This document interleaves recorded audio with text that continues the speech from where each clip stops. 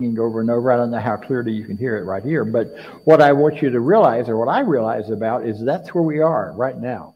We're in March. In another week, we're going to be into spring, and the seasons begin to shift. The light coming to us has already shifted and is continuing to get more and more and brighter and brighter. So as that happens, is a turning tide. And I don't know about you, but I'm already feeling that energy of spring starting to pop up and get going. So if all that, whether that's true or not for you, that's my experience, and I'm inviting you to share and join in it. Welcome to the Center for Spiritual Living, Midtown, where we remind you, such is the nature of life, that all it asks and all it wants is the opportunity to appear. You're that opportunity. So am I, and so it is. Knowing that life just wants to show up. You were born into that. You have lived in that. You are continuing to live in that. And as we learn how to allow the flow of life through us and simply get ourselves out of the way, get our blocks, our beliefs, those things which would hold us back, life can grow and grow at a greater and greater way. Here at the Center for Spiritual Living Midtown, we are excited because you're here, whether you're here in the room or online, wherever you are. We're excited because we honor you and we bless you for who you are. We recognize you as an expression of that life and that divine, however you understand yourself, however you define yourself, and whatever way you do that. So as we move now into the rest of our celebration, before we do that, I just would like to say that today's talk is about questions, the quest you're on. So for those in the room, if you have any question you'd like for me to address during the talk, other than what is the meaning of life, although I'd try that one if you pass it to me, what I want to do is this is some folks who are not here today, but who have been often here for this event, call this Stump the Minister. Well, we're not trying to stump the minister, but we're trying to dig a little deeper into what's on your mind, what matters to you. So give me some question if you have one, and I'll work it into the talk. Those of you online, on Zoom in particular, you can hit share, or you can hit the chat and type it in the chat. And Jake is back there taking notes, so he'll make sure we get some of those, and we'll go from there. And I do have a talk in case we don't get any questions, but that's okay too. So, what do we believe? Why do we believe it? You're going to hear more about that right now in our Declaration of Principles. I believe in one God, one absolute power and first cause to all things. I believe that this power is perfect love and creates out of a desire to express love. I believe all thought is creative, and how I choose to think creates my personal experience. I believe in the unity of all life and the immortality of the individual soul, forever unfolding. I believe in the eternal goodness, the eternal goodness of God, the eternal loving kindness, and the eternal givingness of God to all. And so it is. And so it is.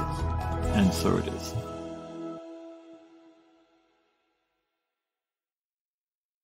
So it is.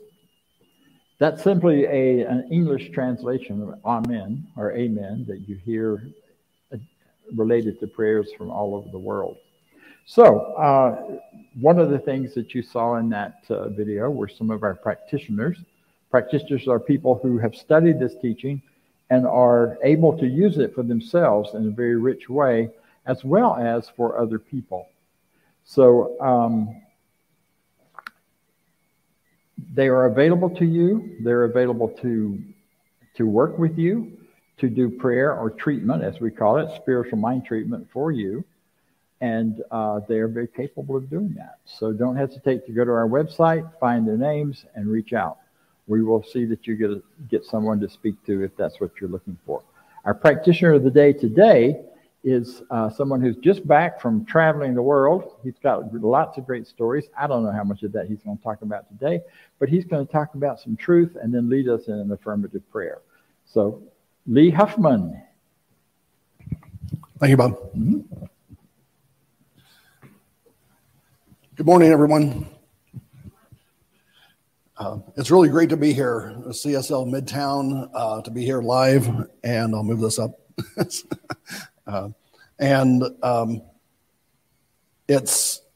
a rainy day here in Georgia and a beautiful day, but I just want to invite those online to come and join us in the coming weeks, both live here in person. It'd be great to have you all here. And I want to talk a little bit about the travels that I've had, especially about the first part of the trip. They say to make God smile, you tailor your plans. And in 2019, I decided I was going to take some time off, actually a year. And from March 15th, 2020 to March 14th, 2021, I had a daily plan of all the places I was going to go and visit around the world. I was going to put that plan together. And the way I put it together was I sent messages out to a lot of people and said, where would you go if you were going on a spiritual quest? If you were going to really connect with the universe and connect with God and to really reset your life. And it was interesting. I had never heard of the Camino de Santiago. And, but over 60% of the people had it in their top 3 to go to the Camino. And what the Camino is it's a 500, well, the path that I took, there are at least 16 different paths. They are trails that go to Santiago, Spain, which is in the northwest part of Spain.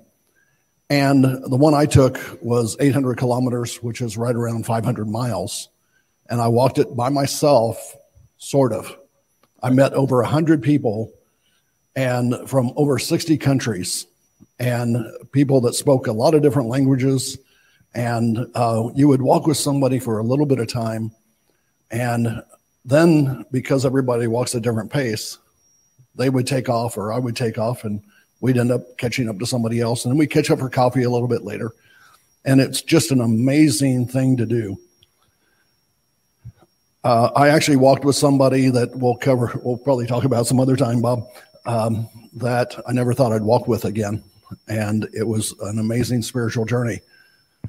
Each night we stayed in what's called an albergue, which is a hostel that has bunk beds all around the line. And there could be anywhere from 4 to 30 people in this dormitory setting. And so you'd meet new people there, you'd get up and have breakfast with them, and you'd all set out by 8 o'clock in the morning. You'd all be walking the trail. And there was so much time of silence. There was so much just deciding to flow. And I ended up going in September of this last year. And I took 38 days to walk the 500 miles, and I had some trouble with my knee, so I did take a little bit of bus and train in there. But I ended up walking over 400 miles, and then I spent 2 months, a little bit over 2 months, traveling around Europe on the EU rail pass. So I have more stories than what we could take in a year of services here, and all of them were just amazing. So I want to encourage you to take the time, pull out your bucket list or your wish list, and look at what you might want to do, something that you might be putting off, and don't put it off any longer. I want to encourage people to go, take the time to explore the world around us, whether that's just go to a national park for a weekend or go and take several months and go away. The world will be here for you. The work will be here for you. Your family will be here for you. And I just want to encourage that. Without further ado, I would like to offer a spiritual mind treatment.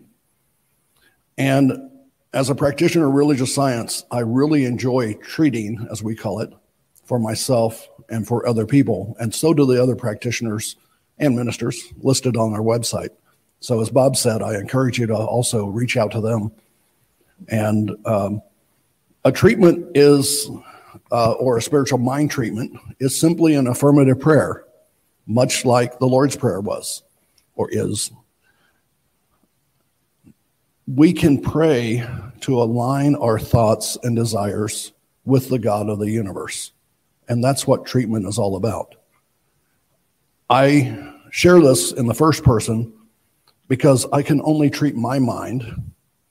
So I will say, I take any of it that fits with you, any that resonates, and bring it into your own prayer and speak that in your mind or aloud, and use it to treat your mind, to align your mind with that of the God of the universe. The God of the universe goes by many names, and so I will choose, well, I could choose Yahweh, I could choose God, I could choose Christ, the Christ consciousness, I could choose Jesus. People say Mary. I choose the source because God to me is the source of everything on the universe. And so everything came out of God. There was only God, and you can find that in multiple teachings. In the beginning was God, and that was all. So when God said, I'm going to express myself in love, I'm going to expand myself, the only thing that it could use to expand itself was itself. So you are God. This table is God. We all came from God. So when we realign ourselves with the intentions of God, God will provide what we desire. So I ask you to know this, if you will. Take a deep breath first and just relax a little bit.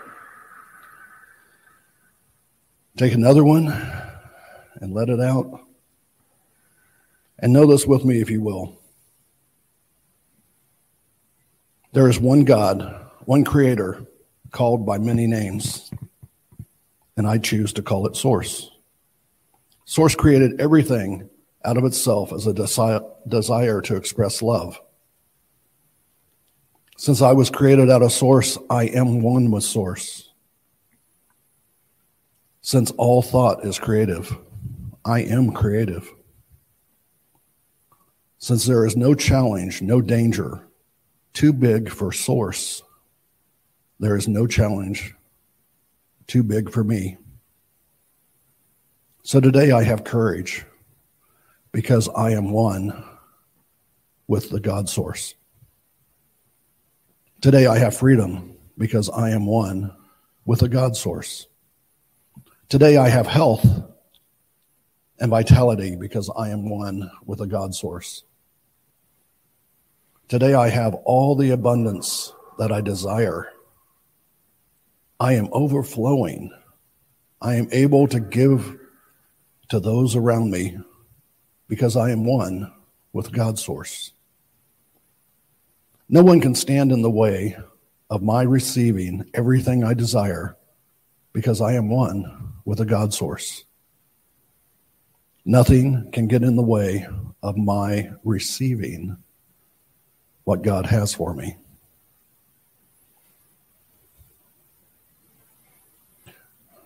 So I open my arms and I receive all that I ask for, knowing that when I ask for it, it will come to me because I and you are one with a God Source.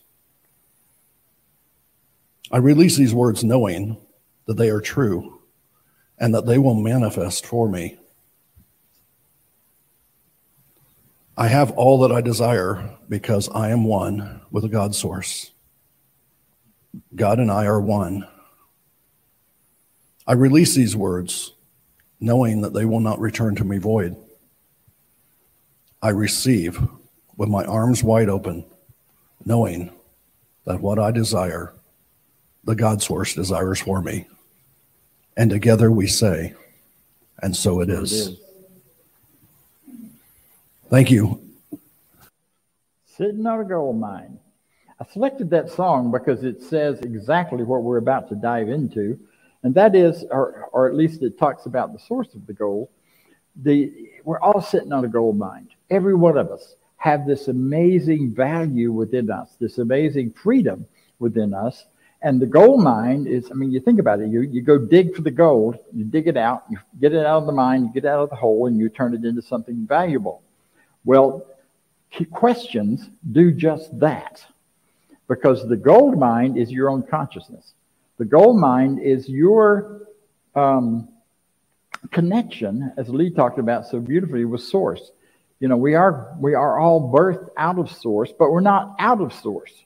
We're still in it, fully 100% connected to this infinite consciousness, this infinite power. And so questions talk about the quest you're on. Okay, somebody write that one down. That's from my good friend. Let's see. I'll get back to it. The real question for us all is, how do we access that? And the way and how do we get in touch with, how do we bring it forward through us? Well, here's the kicker. You already are. Our thought, our individual thought, is generated from that universal consciousness as your thoughts. So it's really important then in our understanding of life that we take seriously what we're thinking about, and that we pay attention to what we're thinking about. Because what we obsess about and think about a lot is what ends up creating in our lives. You know, the whole world fell into great fear for a while about illnesses and such, and they were real, but they definitely were part of the ongoing belief that there's value in illness, value in, you know, it's big business. So there's a lot of reason for that to be true. And mind can only create what we ask it to. Now, it's creating on a much bigger scale than our individual lives, but our individual lives somehow fit into it. That's why we call it universal intelligence. That's the first word and description I heard of an infinite power or God when I first joined this movement. And I was relieved by that, because it took me out of and away from all of my old conceived notions about God. So I didn't use the G word for a long time, and it was all okay that way. So the second half of that, the first half is we create our experience by what we believe, by what we were given and our beliefs, by where we started, our cultural, our family, our schooling, all of those things. I always believed I was dumb. And I got lots of chances to show that to people and forget and mix up and get things until I discovered that what I thought was my IQ that I had secretly snuck into the teacher's desk and read wasn't my IQ. It was some other number that had nothing to do with that. And then I found out I'm smarter than I thought. You know, and my whole life changed at that point, because I quit thinking of myself as not quite smart. And the number was so low, I wouldn't have been able to function in the way I functioned if it had been true. So some of you may still think that's true, but that's okay. I like you anyway. So the question then is, and I'll use this first one. Whoops, there it went.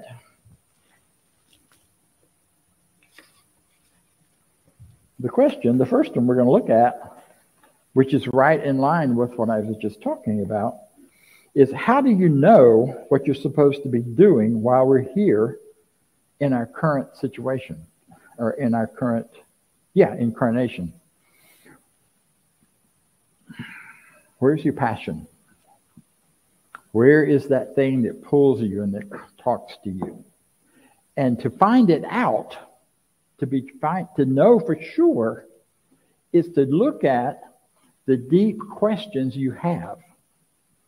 In other words, the question of why is this, or what does that mean, or what does this do, or what is it that really drives you? Those deep questions are the ones that spirit responds to, that the infinite intelligence responds to, and with learning to listen can give you your own guidance. No one else knows what your path should be but you.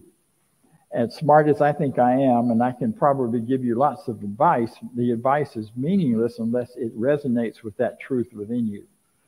And because your path is unique. Your version of this infinite intelligence is unique.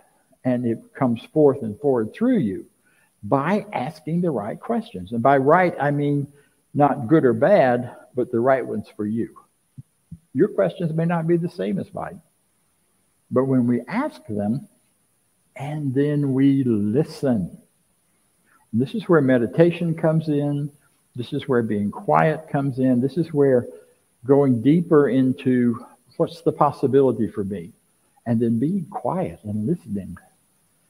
Because it's incredible how those answers eventually, if you keep asking, will pop in.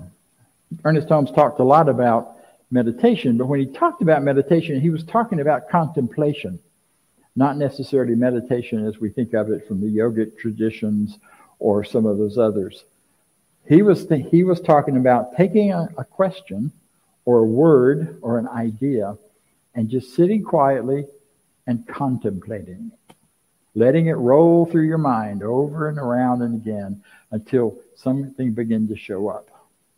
One of the things we often say is, I may not know the answer to this question, but something in me knows. If it's my question, something in me knows the answer. And that something is that infinite intelligence that's right there.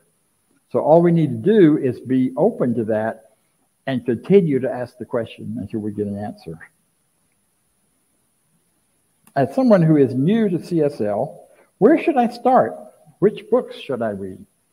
I think the most powerful, important book to read at the very beginning is The Power of Decision by Raymond Charles Barker.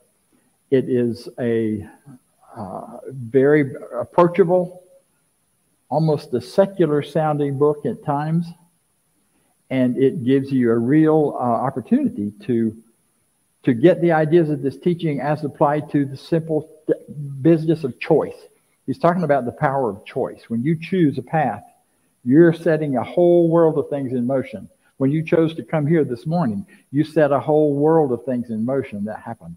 So when that happens, that you choose and you go that way. And that's one of the books. The other book I would recommend is this thing called You, which is by Ernest Holmes. And it's one of his smaller books, but it talks about who we really are. And it's written as if he's really talking to you. So I always encourage people to read it out loud and to think and read it slowly, contemplate it as you go, and see what feelings shift or change in that process, in that business. There are lots of other books, but that's where I would encourage you to start. At some point later into the textbook. The textbook was written in the one version we use the most was written in 1932 and has been revamped some, but it's not the most accessible because of the style in which it's written, and which is why we teach classes about it so that we can help make it more accessible. However, if you read the 1926 textbook, which was the first version, it is very accessible. And it reads as if he's talking to you again. I have a lot of questions about that second one, how much of it he did and how much his helpers did in terms of Ernest Holmes. But that first one, that 1926, is just a Q&A all the way through it. So it's I think it's a cool place to go next after you've done some of the other things. This is a great question. It says, would God give us what we desire specifically, or is it better to open ourselves to receiving something we haven't considered because that is God's will? God's will is for you to live life freely and richly and abundantly, joyfully, healthily, all of those things. As far as specifically, that's up to you. That's up to you. It's kind of like the gift has been given. We've been given this thing called life, and we have the freedom to use it. And so we get to choose specifically what we want to do and how we want to use that power. Again, that power is not some mystical thing coming from outside of us. It is within our own thought and our own power and our own process to come forward. I think one of the things that there's written in, I can't remember now for sure which books, But one of the books talks about if you do a non-specific treatment, you get a non-specific response. And to me, treatment is the way in which we line our minds up, as Lee said, with that flow of consciousness, that flow of ideas, that flow of knowledge. And from that knowledge and those ideas comes the manifestation in the real world of things to be. So it's really important. There are a lot of jokes and things around about people who sometimes, you treat for prosperity and you get a new credit card in the mail because you weren't specific about what prosperity means to you.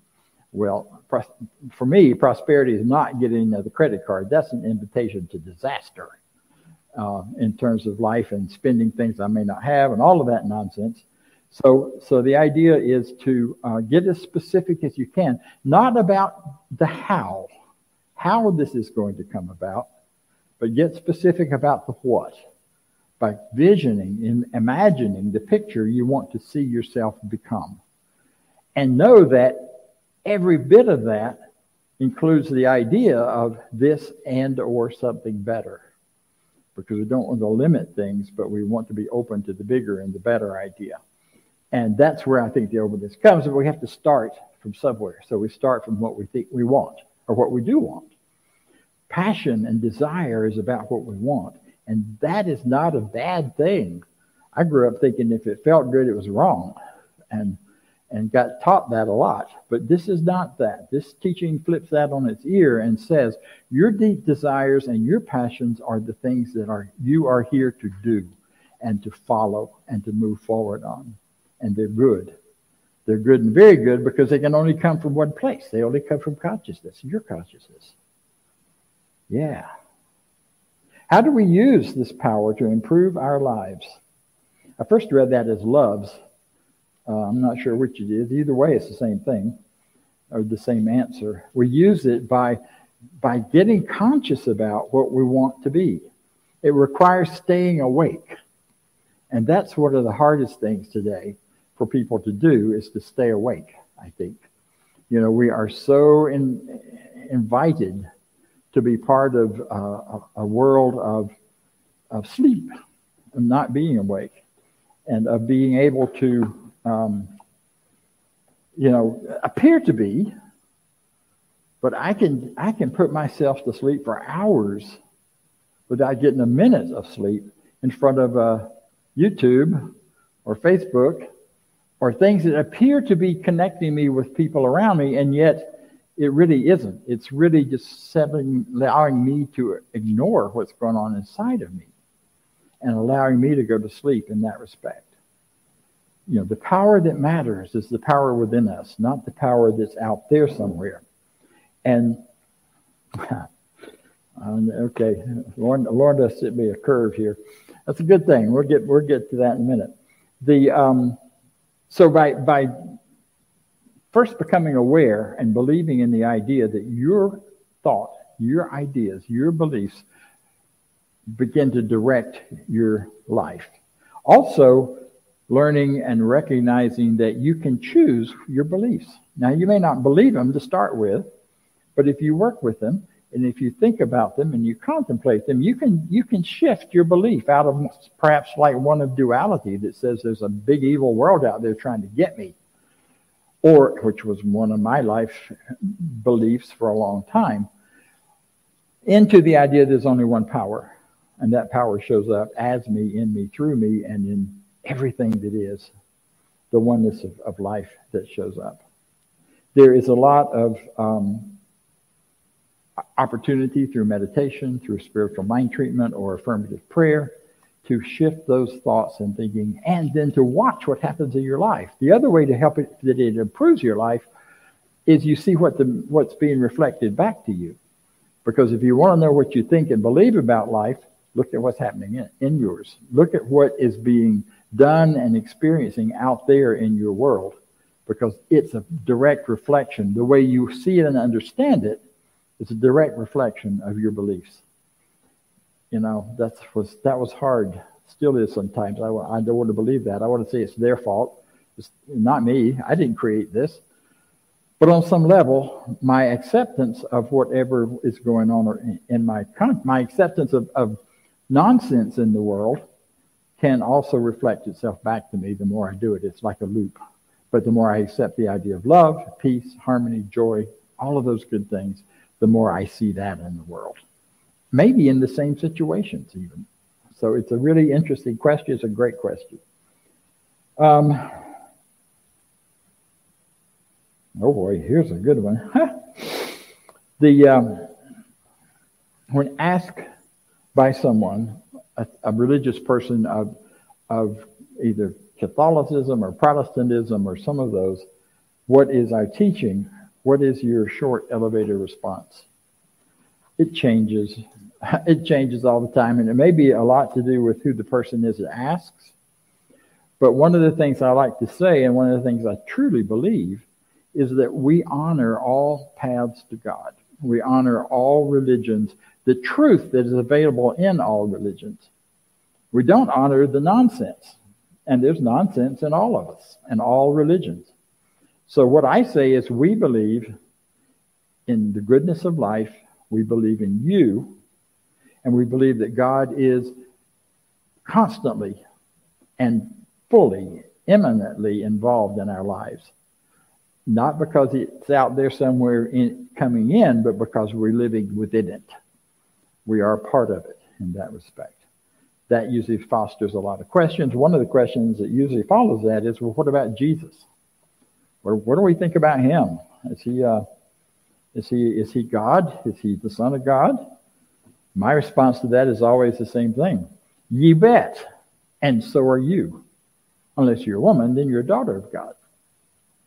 We are all expressions of the divine, and Jesus was a great example, not the great exception. And he's been treated so long as the great exception. One of my early teachers used to say, Jesus pointed the way, and we've been studying his fingernail ever since. And I think there's some truth in that. But in this teaching, what we attempt to do is look at what he did, what that story tells us happened, and it's a picture of the understanding from 2,000 years ago of what it means to be a fully God-inspired, God-held individual. He said all the time, the Father in me does the work. He also said that everything I do, you can do and more, which kind of fits with a Holmes quote I found for today that says something, such is the power of right thinking that it cancels and erases everything unlike itself. It answers every question, solves every problem. It is the solution to every difficulty. Ernest Holmes said this in the first Science of Mind textbook. So right thinking is the answer to a big part of that, as it was for Jesus, as it was for Muhammad, and on it goes, to all of the great spiritual leaders. It is fascinating to me that, you know, among the Hindus, they see Jesus as a great prophet.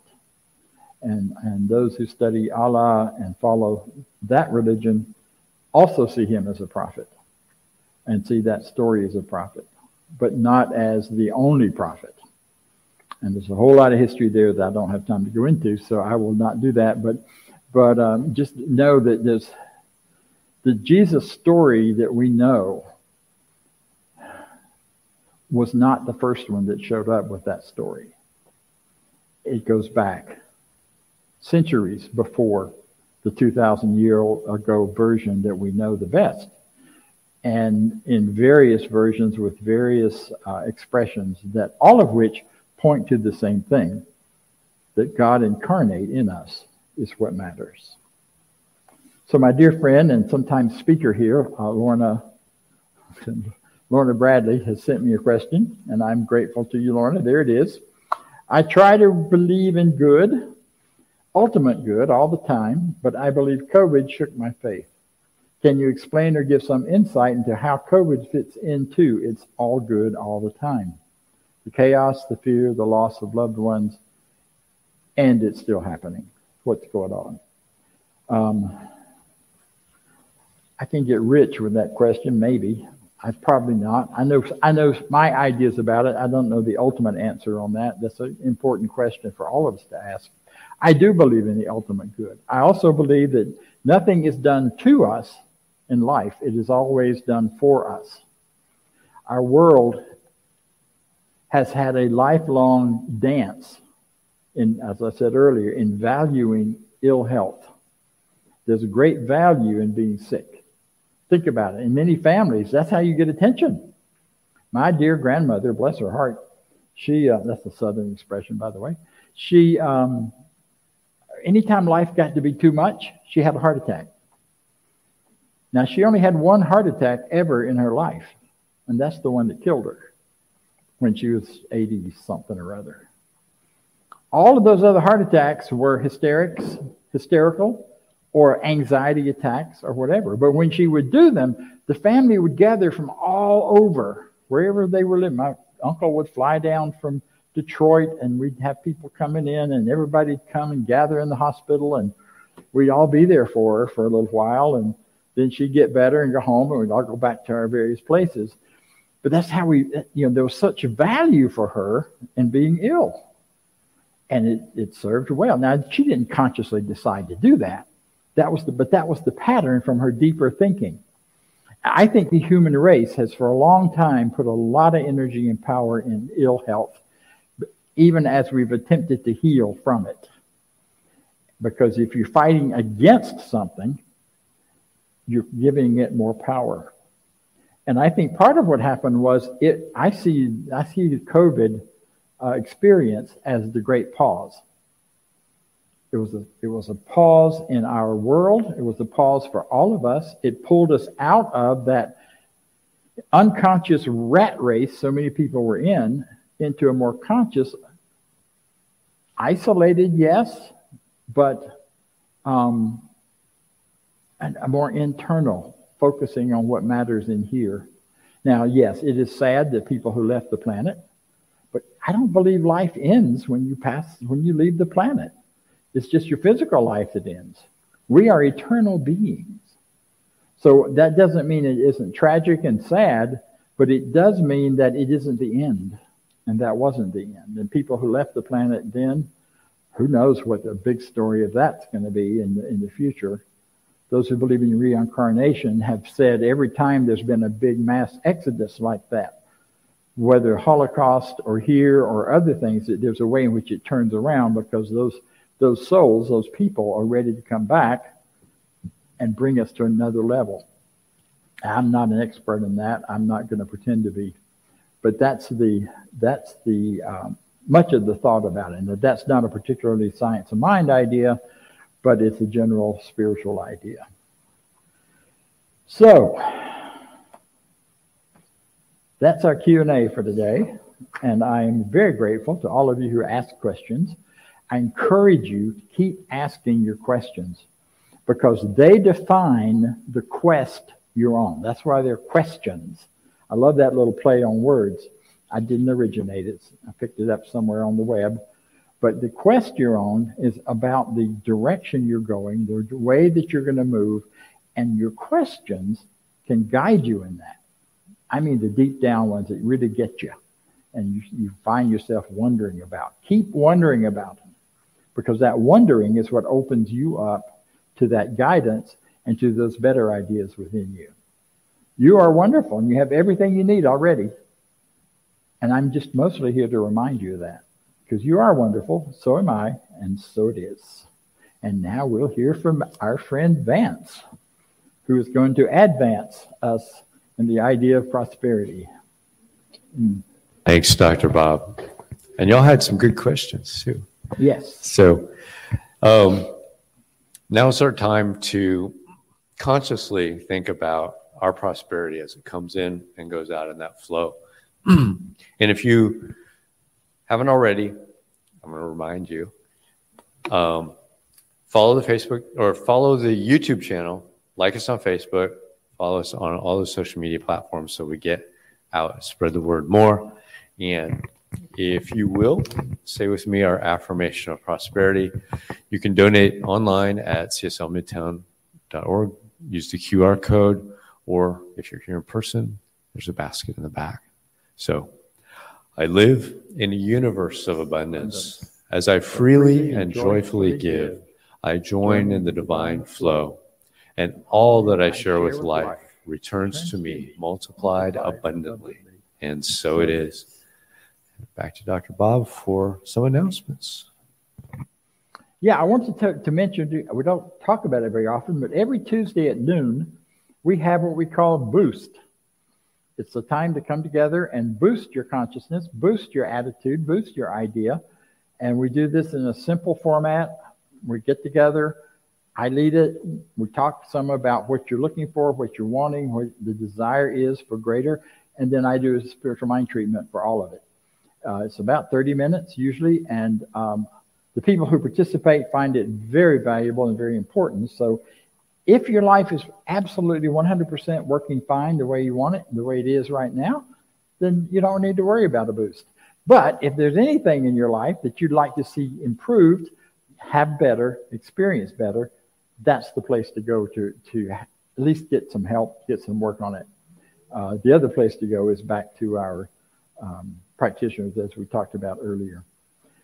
Right now, there will be another class announced shortly as to what is coming next. We are completing in the next couple of weeks our prosperity class, and I will be starting something. I'm still meandering in my brain about what that is and looking for guidance. So, you know, I've always tried to be on schedule with those things, but Spirit works on its own schedule. So as soon as I know, you'll know, and then we will gather folks to do that.